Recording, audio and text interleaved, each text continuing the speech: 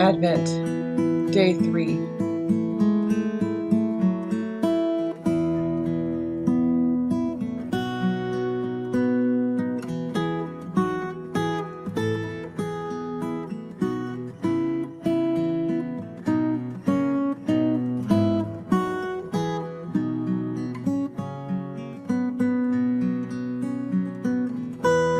Isaiah son of Amos saw concerning Judah and Jerusalem. In the last day the Lord's temple will be established as the highest of the mountains. It will be exalted above the hills, and all nations will stream to it. Many peoples will come and say, "Come, let us go up to the mountain of the Lord, to the temple of the God of Jacob. He will teach us his ways so that we may walk in his paths." The law will go out from Zion, the word of the Lord from Jerusalem. He will judge between the nations and will settle disputes for many people. They will beat their swords into plowshares and their spears into pruning hooks. Nation will not take up sword against nation, nor will they train for war anymore. Come, descendants of Jacob, let us walk in the light of the Lord. Isaiah 2.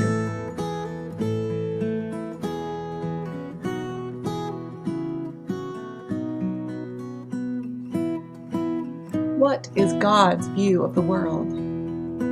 What does God plan for this world? Isaiah's vision is all about God's vision for the earth becoming a reality. It's all about building peace. But how does this vision actually come to be? I like to picture hands. I like to picture the hands of God in our hands, and I imagine how we might actually make God's vision come to life. I like to listen to Christian rock because it's the only station I can play in the car that doesn't play curse words for my children to hear. I change the station, however, when the radio personalities come on because the statements are often slanted to a viewpoint that is judgmental at its root. I find this an intriguing dichotomy. The music preaching the gospel and God's vision. The commentary perpetuating division. Why do we do this? There must be another way. One of my favorite songs that comes on to those Christian rock stations is from Matthew West's new album, Into the Light.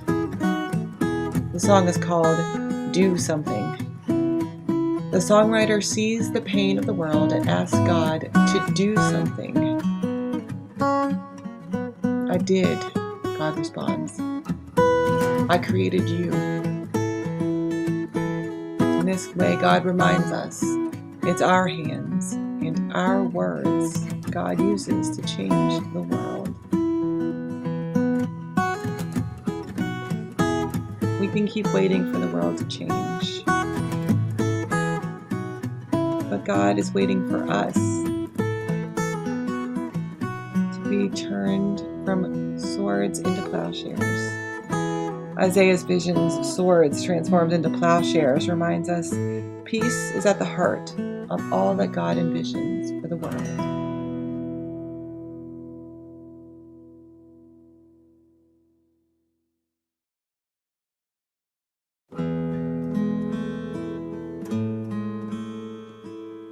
Join me in prayer. Open our eyes, Lord, to see with renewed vision, to acknowledge what is good and what is bad, and never to let go of the hope that can transform. Use us as we commit ourselves into service within the bounds of your love. May the gifts we bring, small though we may feel they are, be offered in response to your great love for us. In space, in time, God's vision is seen. In our space and in our time, God's vision needs to be realized. In this space and at this time, God's Spirit is with me.